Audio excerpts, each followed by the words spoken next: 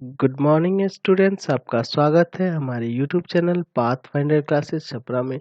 जिन लोगों ने अभी तक इस चैनल को सब्सक्राइब नहीं किया है, चैनल को सब्सक्राइब करें, बेल आइकन दबाएं ताकि हमारे वीडियोस के अपडेट्स आपको समय समय पे मिलते रहें। ये आपका पार्ट 2 वीडियो है इस चैप्टर का। पार्ट 2 वीडियो में आज हम लोग शुरू करने जा रहे हैं विद्युत धारा की प्रबलता। ठीक है, विद्युत धारा की प्रबलता के बारे में देखते हैं। ठीक, तो विद्युत धारा की प्रबलता होती क्या है? तो किसी चालक के किसी अनुप्रस्थ काट को, तो ये देखिए अनुप्रस्थ काट होता क्या है। जैसे मान लीजिए आपका एक चालक तार ले लिए, है ना। अनुप्रस्थ काट को क्रॉस सेक्शन कहते हैं। क्रॉस सेक्शन मतलब एक छोटा सा हिस्सा इस तरह से, ये वाला भाग, या कहीं का इस भाग को, ये जो होगा ये क्रॉस सेक्शन कहलाता है। ठीक है, ये क्रॉस सेक्शन यानी कि अनुप्रस्थ काट कहलाता है। तो अब परिभाषा को देखिए, किसी चालक की किसी अनुप्रस्थ काट को पार करने वाली, यानी कि इसको पार करने वाली विद्युत धारा की प्रबलता जो होती है उस अनुप्रस्थ काट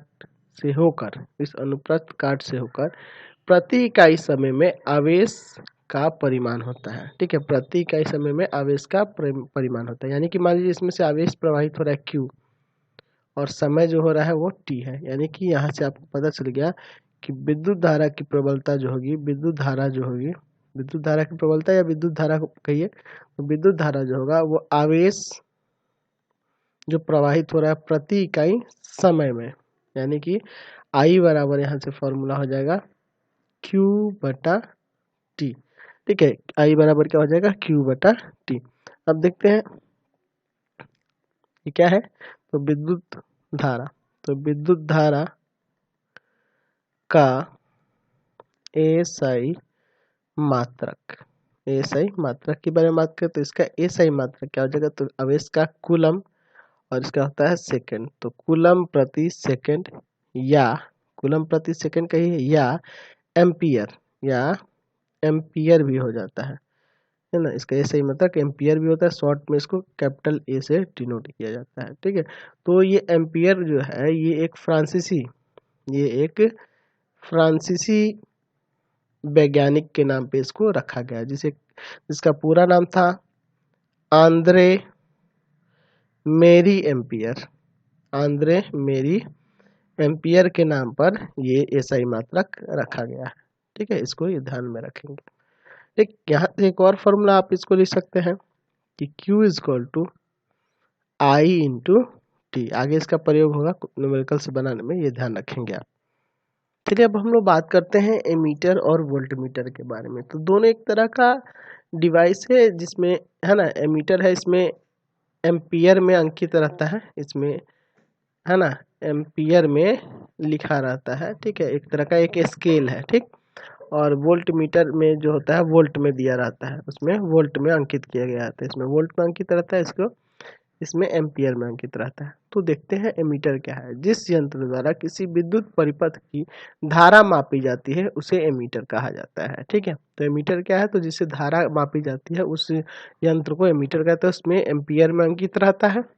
और इसे याद रखेंगे कि इसे श्रेणी क्रम में जोड़ा जाता है। अब श्रेणी क्रम और, है ना, श्रेणी क्रम समूहन में जोड़ा जाता है। तो श्रेणी क्रम होता क्या है, तो देख रहे हैं यहाँ पे, यहाँ देखिए ये रहा एमीटर, इसमें प्लस और माइनस देख रहे हैं ना, इसको यहाँ जोड़ा गया है। ठीक है, श्रेणी में जोड़ा गया है, यानी कि ये बल्ब है, बल्ब के साथ ही जो तार आ रहा है इसी में जोड़ा गया है, ये श्रेणी क्रम में जोड़ा जाता है। ठीक, और ये विद्युत धारा की प्रबलता को नापता है। क्या करता है, विद्युत धारा की प्रबलता को।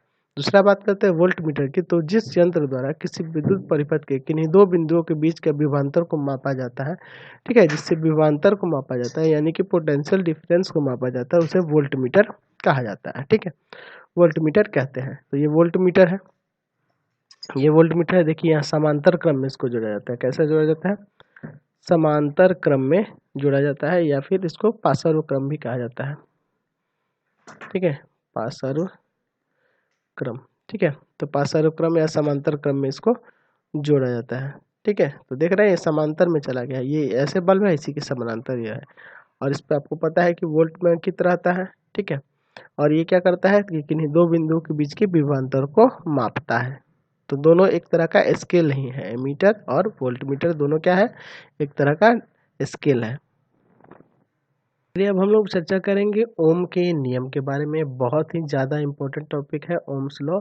ठीक है, इसके बारे में देखते हैं। तो 1826 में जॉर्ज, है ना, जर्मन के एक वैज्ञानिक थे जॉर्ज साइमन ओम। ठीक है, इन्होंने क्या किया था कि किसी चालक के सिरों पर लगाए विभवांतर तथा उसमें प्रवाहित होने वाली विद्युत धारा का संबंध एक नियम द्वारा व्यक्त किया गया था, और उसी नियम को क्या कहते हैं? ओम का नियम कहते हैं। इस ओम के नियम के अनुसार क्या होता है? तो ओम का नियम, ये जो यहाँ लिखा है ना इस भाग को, ओम का नियम इसे कहते हैं। देखिए ओम का नियम में क्या है, ठीक है, ये होता क्या है? तो यदि किसी चालक के ताप में परिवर्तन ना हो, यानी कि चालक चालक कहने का मतलब जिसे विद्युत धारा प्रवाहित हो सके, तो उस चालक के ताप में परिवर्तन ना हो, यानी कि उसके टेम्परेचर में कोई परिवर्तन ना हो। परिवर्तन होने के कारण क्या होगा कि ताप बढ़ने के कारण क्या होगा कि परिपथ में धारा का प्रवाह तेजी से होने लगता है। ठीक है, तो यहाँ हम लोग बात करेंगे किसके लिए ओम का नियम कब काम करेगा? तो जब किसी चालक के ताप में परिवर्तन नहीं होगा, टेम्परेचर में परिवर्तन नहीं होगा, तो उसमें प्रवाहित विद्युत धारा का मतलब आई, ठीक है, विद्युत धारा जो होगा उसके सिरों के बीच के विभवांतर, है ना, के समानुपाती होता है। तो विभवांतर क्या होता है? उसको भी से सूचित करते हैं, यानी आई जो होता है समानुपाती होता है भी के। ठीक है, धारा जो होता है किसके समानुपाती होता है? विभवांतर के। यही होता है ओम का नियम। किसी चालक में अगर ताप में परिवर्तन नहीं होता है, किसी चालक के ताप में परिवर्तन ना हो, तो विद्युत धारा जो होती है उनके सिरों के बीच के उसमें आरोपित विभवांतर के क्या होती है? समानुपाती होता है, यानी आई समानुपाती होता है भी के। तो यहाँ पे जब समानुपाती का चिन्ह हटाइएगा, तो आप मैथ्स में भी पढ़ोगे कि समानुपाती का चिन्ह हटते ही एक नियतांक आ जाता है। ठीक है, तो आई बराबर हो जाएगा भी बटा आर, यानी कि जहाँ आर एक नियतांक है, एक कांस्टेंट है। ठीक है, आर एक नियतांक है। ठीक है, उस अचर ताप्यार क्या है? ये नियतांक है। नियतांक को आर को क्या कहते हैं? जिसे जिसे जिसे चालक का चालक का प्रतिरोध कहते हैं, प्रतिरोध कहते हैं, प्रतिरोध कहते हैं, चालक का प्रतिरोध कहा जाता है। ठीक है, तो आपको तो ये इसका पता है ना कि आई का ऐसे मात्रक, धारा का ऐसे मात्रक तो पता है, विद्युत धारा का ऐसे मात्रक एम्पियर था, आप पढ़ चुके हैं ना पिछले चैप्टर, अभी थोड़ी देर पहले आपको बताए थे। अब हम देखते हैं ये जो प्रतिरोध है, प्रतिरोध होता क्या है? ठीक है, तो प्रतिरोध को रेजिस्टेंस बोलते हैं। प्रतिरोध क्या होता है कि किसी पदार्थ का वह गुण, ये पदार्थ का एक गुण होता है जो उससे होकर धारा के प्रवाह का विरोध करता है। जो उससे होकर क्या करता है? जाने वाली, है ना, किसी चालक से जब कोई धारा जाती है तो उस धारा के प्रवाह का जो विरोध करता है उसी को प्रतिरोध यानी कि रेजिस्टेंस कहा जाता है। यह पदार्थ का विद्युत प्रतिरोध या केवल प्रतिरोध कहलाता है। ठीक है, इसे ही जो धारा का विरोध करेगा, धारा के प्रवाह का विरोध करेगा, उसे क्या कहते हैं? प्रतिरोध कहते हैं। तो यानी कि अभी आप जो फॉर्मूला देखे थे I is equal to V by I is equal to V by R देखे थे ना, तो आप इसको ऐसे लिख सकते हैं ना कि R is equal to V by I. ऐसे तो ऐसे भी लिखा जा सकता था कि V is equal to I R, ये भी लिख सकते थे ना, V is equal to I R. तो अगर हम आर यानी कि प्रतिरोध, है ना, प्रतिरोध का ए सही मात्रक बात करें, ए सही मात्रक इसका क्या होता है? तो इसकी ए सही मात्रक की बात करें तो इसका तो जानते हैं वोल्ट, है ना, और इसका जो जानते हैं एम्पियर, तो वोल्ट पर एम्पियर या इसको ओम, है ना, इसका ए सही मात्रक ओम भी होता है, इसको ओम पढ़ा जाएगा। ठीक, तो प्रतिरोध का ए सही मात्रक ओम होता है या वोल्ट प्रति एम्पियर भी होता है। ठीक, तो यहाँ से आपको प्रतिरोध क्लियर हो गया कि प्रतिरोध क्या होता है कि किसी वस्तु का वह गुण होता है जो उसमें धारा का प्रवाह का विरोध करता है। तो ये सिर्फ चालक के लिए ही नहीं है, सबके लिए है। तो अब देखते हैं प्रतिरोध के हिसाब से, है ना, पदार्थ की परिभाषा क्या हो जाएगी। पदार्थों की आप देखे थे चालक और कुचालक, तो उनकी परिभाषा क्या हो जाती है प्रतिरोध के हिसाब से। ठीक है, इसको देखते हैं।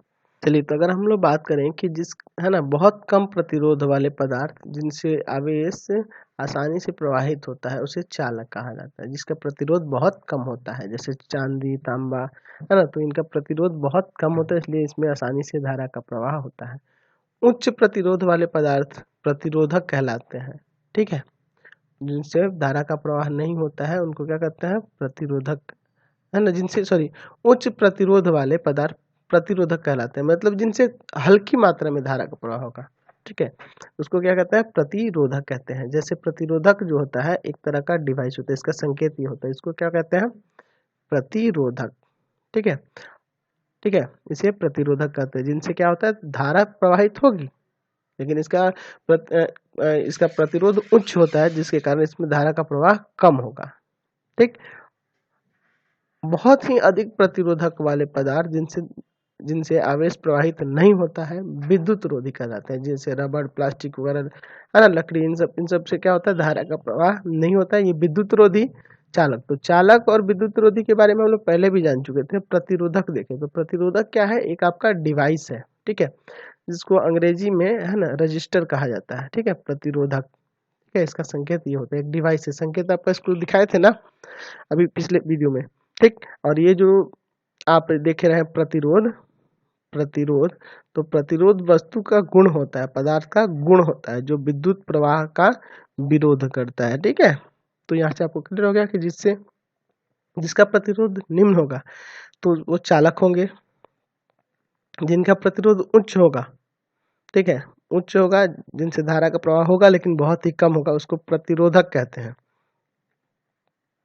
ठीक है, और जिनका प्रतिरोध बहुत ही उच्च होता है उनको विद्युत रोधी कहते हैं। तो ये थी प्रतिरोध के हिसाब से परिभाषा। ठीक है, प्रतिरोध के हिसाब से परिभाषाएं हो गई। तो हम लोग बात करते हैं कि प्रतिरोध किन किन बातों पर निर्भर करता है किसी चालक तार के, है ना, यानी कि चालक के ऊपर प्रतिरोध, है ना, कोई चालक तार होगा तो उस पर प्रतिरोध किन किन बातों पर निर्भर करता है। पहली बात करें तो पहला होता है तार की लंबाई पर। ठीक है, किसी तार का प्रतिरोध R है, ठीक है, उसकी लंबाई L के समानुपाती होता है, यानी कि प्रतिरोध जो होता है ना, किसके समानुपाती है, उसके लंबाई के ऊपर। प्रतिरोध जो होता है किसके समानुपाती होता है, लंबाई के ऊपर। यानी कि जैसे जैसे तार की लंबाई बढ़ेगी उतना ही प्रतिरोध अधिक होगा। अगर 1 मीटर लंबा तार है और एक 10 मीटर लंबा तार है, तो 10 मीटर वाले का जो प्रतिरोध होगा, है ना, वो 1 मीटर वाले से ज्यादा होगा। यानी कि जैसे जैसे लंबाई बढ़ेगी वैसे वैसे प्रतिरोध का भी मान बढ़ेगा, है ना, और वैसे वैसे अगर लंबाई घटे तो प्रतिरोध का भी मान घटेगा। ठीक है, तो पहला बात करते हैं तार की लंबाई पर निर्भर करता है। दूसरा है आपके तार के मोटाई पर। तो तार की मोटाई पर क्या होगा, तो किसी तार का प्रतिरोध, है ना, प्रतिरोध जो है वो R है, उसके अनुप्रस्थ काट के क्षेत्रफल, यानी क्षेत्रफल जो है वो A है के व्युत्क्रमानुपाती होता है। यानी कि किसी तार का प्रतिरोध उसके अनुप्रस्थ काट के क्षेत्रफल का व्युत्क्रमानुपाती होता है। यानी कि प्रतिरोध जो होता है इनवर्सली प्रोपोर्शनल होता है क्षेत्रफल के। कहने का इनवर्सली प्रोपोर्शनल कहने का अर्थ है कि अगर तार की मोटाई बढ़ेगी, अगर तार की मोटाई बढ़ गई, है ना, ये तार है, ये दूसरा तार है, तो यहाँ तो इसका अनुप्रस्थ काट यही ना कहलाता है, ये अनुप्रस्थ काट ये कहलाता है। ठीक, इसको ये से डिनोट करते हैं। ठीक है, तो यहाँ कहने का अर्थ है कि अगर तार की मोटाई बढ़ जाए तो प्रतिरोध का मान घट जाएगा। ठीक है, व्युत्क्रमानुपाती कहने का अर्थ यही होता है, उल्टा होने लगेगा। और अगर तार की मोटाई कम हो जाए तो प्रतिरोध अधिक हो जाएगा। ठीक है, तो ये उल्टा होता है, इसलिए इसको व्युत्क्रमानुपाती लिखा जाता है। यहाँ देख रहे हैं ना कि R जो होता है व्युत्क्रमानुपाती होता है अनुप्रस्थ काट के क्षेत्रफल के। तीसरी बात करें तो चालक के पदार्थ पर निर्भर करता है, यानी कि चालक वो कैसा है ना, क्योंकि यदि है ना विभिन्न पदार्थों के तार समान लंबाई और समान मोटाई होने पर भी प्रतिरोध भिन्न भिन्न होता है। ठीक है, क्योंकि उनके जो पदार्थ होते हैं वो भिन्न भिन्न, जैसे अगर बात करें एल्युमिनियम की, कॉपर की, है ना, अगर बात करें हम लोग कॉपर की, है ना, एल्युमिनियम की, ठीक है, तो कॉपर की जो होगा, है ना, कॉपर जो होगा, अगर हम बात करें कॉपर, एल्युमिनियम और सिल्वर की, तो यहाँ जो अगर सिल्वर में देखेंगे तो सिल्वर का जो अगर बात करें तो सिल्वर का प्रतिरोध कम होता है, चांदी का प्रतिरोध करता है बहुत ही कम होता है इनकी अपेक्षा। ठीक है, तो चालक पदार्थ पर भी निर्भर करता है। चौथी बात आती है कि चालक के ताप पर, यानी कि ताप बढ़ेगा तो प्रतिरोध बढ़ जाता है। आपको शुरू में ही बताया था कि किसी चालक का, ओम के नियम में भी यही था कि अगर किसी चालक का प्रतिरोध ना बढ़े तब वो नियम लागू हो रहा था ना, धारा जो था वो समानुपाती होता था किसके, विभवांतर के। ठीक, तो चालक का ताप बढ़ेगा भी तो प्रतिरोध बढ़ जाता है। अब देखिए यहाँ से आपका क्या निष्कर्ष निकलता है, इन दोनों पहले और दूसरे से हम उसको देखते हैं। तो पहले दोनों स्टेटमेंट से क्या निकलता है निष्कर्ष, उसको देखते हैं। तो यहाँ से आप पहला देखे थे कि R जो होता है, यानी कि जो प्रतिरोध होता है वो समानुपाती होता है तार की लंबाई पर, और दूसरा है प्रतिरोध समानुपाती होता है, व्युत्क्रमणानुपाती होता है किसके, तो अनुप्रस्थ काट के क्षेत्रफल पे। इससे यही निष्कर्ष निकलता है कि आर जो होगा समानुपाती होगा एल बटा ए के। तो जब ये समानुपाती का चिन्ह हटेगा, बराबर जब आएगा, तो यहाँ पे एक नियतांक आ जाएगा, इसको रो पढ़ते हैं, ठीक है। तो आर इक्वल टू हो जाएगा रो एल बाई ए, ठीक है। जहाँ ये जो पी जैसा सिंबल जो है थोड़ा सा मुड़ा हुआ है, इसको रो पढ़ा जाता है, रो, ठीक है। ये जो होता है आर जो है, इसे क्या कहेंगे, तो आर को नियतांक कहेंगे, नियतांक है। इसे इसे चालक तार के पदार्थ की प्रतिरोधकता कहते हैं, ठीक है। चालक पदार्थ की प्रतिरोधकता यानी कि रेजिस्टिविटी कहा जाता है, रेजिस्टिविटी कहते हैं, ठीक है। इसको याद रखें। तो यहाँ से इसका फॉर्मूला आप बना सकते हैं। यहाँ से रो बराबर हो जाएगा, ये जो है रो बराबर क्या हो जाएगा, तो ए आ जाएगा इसके साथ गुना में आर में, तो आर ए और बटा में आ जाएगा ये एल, तो ये हो जाएगा फॉर्मूला, ठीक है। तो यहाँ से अगर बात करें प्रतिरोधकता का एसआई मात्रक, प्रतिरोधकता का, है ना, एसआई मात्रक की बात करें, एसआई मात्रक को क्या लिखेंगे, तो ये जो है इसका ओम हो जाएगा, इसका यहाँ सॉरी नीचे एल है, एल है आपका, इसको ध्यान देंगे, सॉरी यहाँ देख रहे हैं ना, तो रो बराबर क्या, ये आके इसमें इंटू कर देगा, ये एल आएगा डिवाइड में, तो रो बराबर हो जाएगा आर ए बाई एल, ठीक।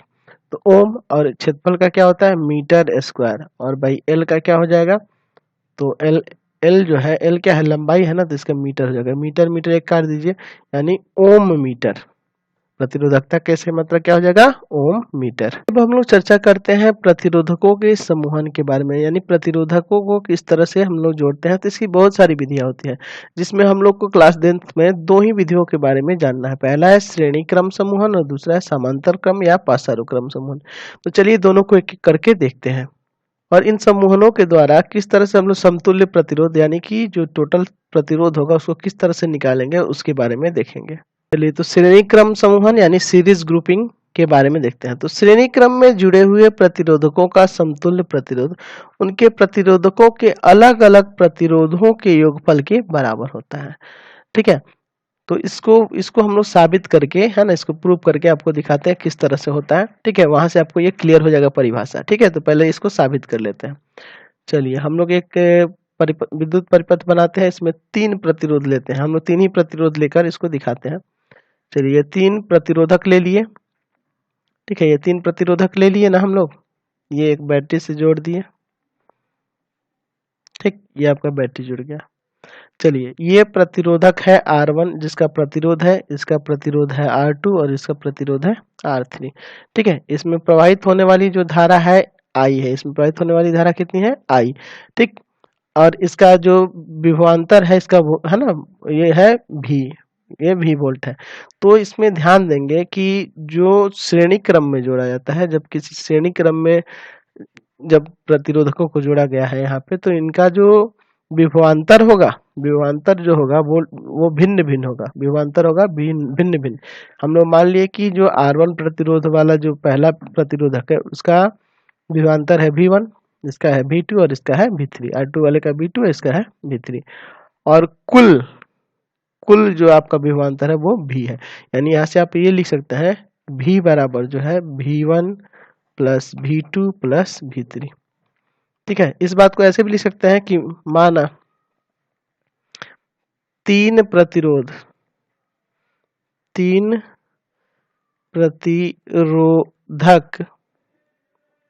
जिनका प्रतिरोध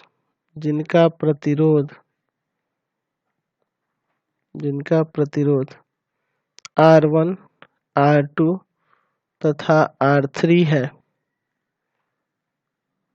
ना, और दूसरा चीज क्या है, और विभवांतर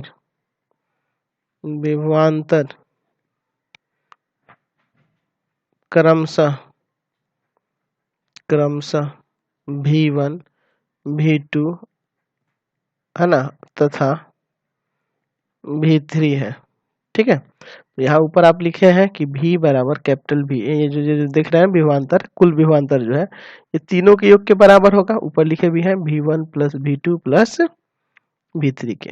ठीक है, हम लोग फॉर्मूला देखे थे कि V इक्वल टू होता है I R. V equal to क्या होता है, आई आर। तो ये जो V1 हम लोग देख रहे हैं, पहला केस जो है V1 देख रहे हैं, पहले वाले विभवांतर है ना प्रतिरोधक के पास चलिए, तो वहाँ V1 जो होगा, धारा तो वहीं प्रवाहित होगा क्योंकि इसमें धारा का मान नहीं बदलता है। श्रेणी क्रम में धारा भिन्न समान होती है और विभवांतर भिन्न भिन्न होता है। तो V1 बराबर हो जाएगा आई आर वन, पहला समीकरण। उसी तरह से V2 बराबर हो जाएगा आई आर टू। ठीक है, क्योंकि यहाँ पे प्रतिरोध R2 है। V3 बराबर V3 विभवांतर जो है वहां पे देखेंगे तो हो जाएगा आई आर थ्री। तो इसको दूसरा इक्वेशन, इसको तीसरा इक्वेशन। ठीक है, समीकरण 1, 2 तथा 3 को जोड़ने पर, ठीक है, तीनों को जोड़ते हैं तो यहाँ से जोड़िएगा तो हो जाएगा V1 plus V2 plus V3। ठीक है, V1 V2 V3 हो जाएगा आपका I R one plus I R two plus I R three. ठीक है, तो चलिए तीनों को जोड़िएगा तो यहाँ से ये V1 V2 V3 जुड़ के तो V हो जाएगा और यहाँ से I कॉमन कर लीजिए तो हो जाएगा R1 plus R2 plus R3। I आएगा डिवाइड में तो V बट्टा I हो जाएगा ना, R1 plus R2 plus R3। ठीक है, तो यहाँ से V बाई आई जो है, V बाई आई, अगर यहाँ V बाई आई करें तो R का ही ना फॉर्मूला होगा R, तो R बराबर हो जाएगा R1 plus R2 plus R3। ठीक है, अगर इसमें और सारे प्रतिरोध है अलग अलग प्रतिरोधक लगे हैं तो उनको भी R3 R4 जोड़ के लिखा जा सकता है। तो ये क्या है, समांतर श्रेणी क्रम में है, सीरीज में है। ठीक है, तो आर एस बराबर हो जाएगा formula R1 plus R2 plus R3 dot dot dot, जितने प्रतिरोधक दिए गए हैं उनका प्रतिरोध जोड़ते जाएंगे। तो वही आपको ऊपर परिभाषा में लिखे हुए हैं यहाँ पे कि श्रेणी क्रम में जुड़े हुए प्रतिरोधकों का समतुल्य प्रतिरोध आर एस है ना, श्रेणी सीरीज में जुड़ा हुआ है तो आर एस है ना, उनके अलग अलग प्रतिरोधों के, है ना, अलग अलग प्रतिरोधों के योगफल के बराबर होता है। यानी अलग अलग प्रतिरोध R1 R2 R3 इनके योग के बराबर होगा। ठीक है, तो डेफिनेशन से क्लियर हो गया। तो ये आपका साबित हो गया कि आर एस बराबर R1 प्लस R2 प्लस, यानी कि ऐसे श्रेणी क्रम में जुड़ा होगा ना तो आपको समतुल्य प्रतिरोध निकालने के लिए क्या करना होगा, बस जोड़ लेना होगा उनको आपस में। दूसरा है आपका पाशानुक्रम यानी समांतर क्रम संबंध, पैरेलल ग्रुपिंग। तो पाशानुक्रम या समांतर क्रम में जुड़े हुए प्रतिरोधकों के समतुल्य प्रतिरोध का व्युत्क्रम उनके प्रतिरोधकों के अलग अलग प्रतिरोधों के व्युत्क्रम के योग के बराबर होता है। तो चलिए इसको भी साबित करके आपको समझाते हैं। चलिए हम लोग एक परिपथ बना लेते हैं, ठीक है, जिसमें हम लोग 3 प्रतिरोधक लेते हैं समांतर क्रम में। ठीक है, एक हो गया, दूसरा ये रहा आपका, और तीसरा इधर से इस तरह से 3 प्रतिरोधक हो गए। ठीक है, अब देखिए इसको इसमें एक बैटरी से जोड़ देते हैं, ये बैटरी भी हो गया आपका। चलिए अब इसमें जो धारा का प्रवाह हो रहा है वो आई धारा का प्रवाह हो रहा है, विभवांतर है V। ठीक है, और इनका प्रतिरोध है R1 R2 और तीसरे का R3। ठीक है, माना 3 प्रतिरोधक है ना, जिनका प्रतिरोध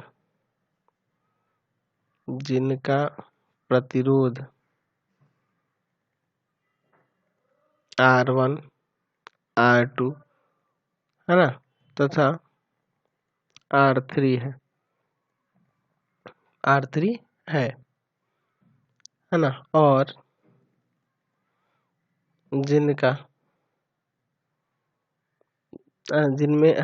जिनमें प्रवाहित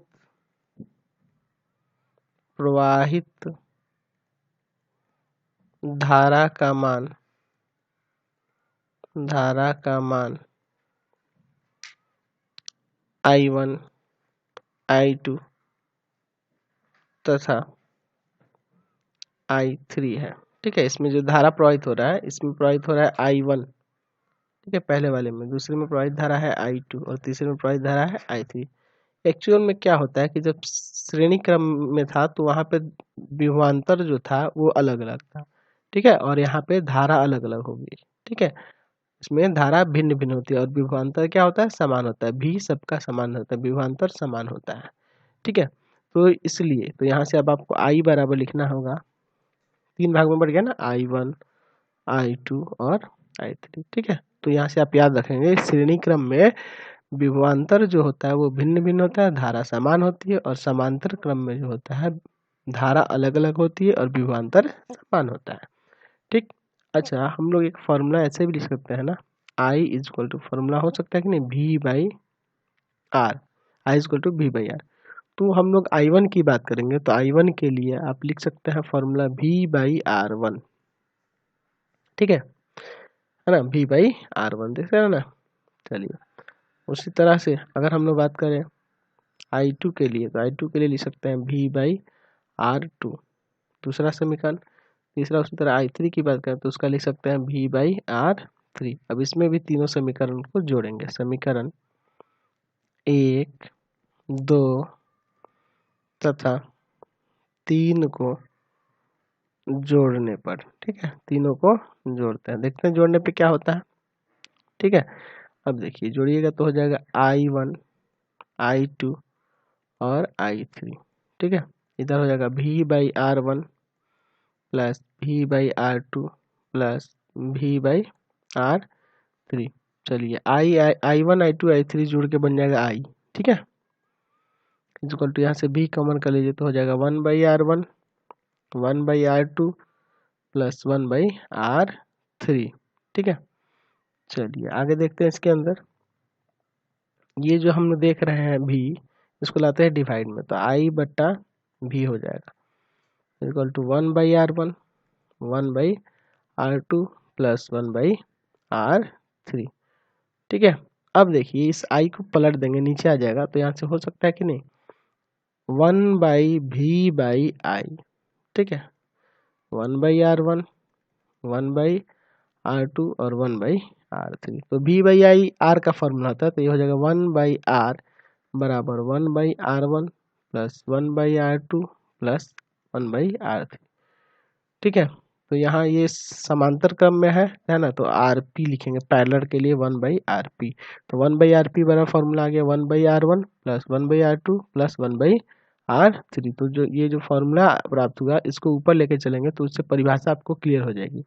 समांतर क्रम में जुड़े हुए प्रतिरोधकों का समतुल्य प्रतिरोध यानी, है ना, का व्युत्क्रम, समतुल्य प्रतिरोध का व्युत्क्रम यानी 1 बाई RP। उन प्रतिरोधकों के अलग अलग, है ना, R1, R2, R3 जो है ना, इनका अलग अलग व्युत्क्रमों के योग के बराबर होता है, ठीक है। तो मतलब 1 by R1 plus 1 by R2 और प्लस 1 बाई R3, ठीक है। ये फॉर्मूला आपको यहाँ से पाते हैं, यानी 1 बाई यहाँ लिख देते हैं, RP बराबर आपको निकल गया 1 by R1, 1 by R2, 1 by R3। तो इस तरह से जितने भी प्रतिरोध जुड़े होंगे, प्रतिरोधक जितने भी जुड़े होंगे, उनका प्रतिरोध का व्युत्क्रम का योग करके जो निकालेंगे वो समतुल्य प्रतिरोध का व्युत्क्रम के बराबर होगा। तो इन दोनों फॉर्मूला का यहाँ जो है और श्रेणी वाला उसका न्यूमेरिकल्स बनाने में यूज करेंगे हम लोग, ठीक है, समझ रहे हैं ना। तो दोनों फॉर्मूला आपको याद रखना होगा। तो दोनों फॉर्मूला आप लिखे थे ना कि श्रेणी में होगा तो RS बराबर R1 plus R2 plus R3, जितने भी प्रतिरोधक हैं उनका सबका प्रतिरोध जोड़ देना है। समांतर में है 1 बाई RP बराबर 1 बाई R1, 1 बाई R2, है ना, 1 बाई R3, जितने भी होंगे उसको इसमें जोड़ लेना है, ठीक है। तो इस तरह से इसमें हम लोग इससे रिलेटेड न्यूमेरिकल बनाएंगे, ठीक है। तो घरों में जो वायरिंग होती है वो समांतर क्रम में ही होती है, क्योंकि समांतर क्रम में विभवांतर भिन्न भिन्न नहीं होता। अगर समान विभवांतर होगा तो उसमें जलने वाले बल्ब जो होंगे सही से जल पाएंगे, ठीक है। और अगर श्रेणी क्रम में जोड़िएगा तो घरों में वायरिंग श्रेणी क्रम में नहीं होती है। क्यों नहीं होती है? क्योंकि उसमें धारा का मान जो होता है वो तो समान होता है, लेकिन विभवांतर भिन्न भिन्न हो जाता है, विभवांतर अलग अलग बढ़ जाता है, जिसके कारण सभी जनित्र सही से कार्य नहीं कर पाते हैं, ठीक है। उसमें जो भी जनित्र करने जो भी डिवाइस लगे होंगे, है ना, जो भी डिवाइस लगे होंगे वो सही से कार्य नहीं कर पाएंगे, ठीक है। तो चैनल को आप सब्सक्राइब कर दें, बेल आइकन दबा दें, ज़्यादा से ज़्यादा दोस्तों में शेयर करें और हमारे चैनल से जुड़े रहें, है ना। और इसी तरह से वीडियो को शेयर करें, लाइक करें, कमेंट करें। Thanks for watching the video.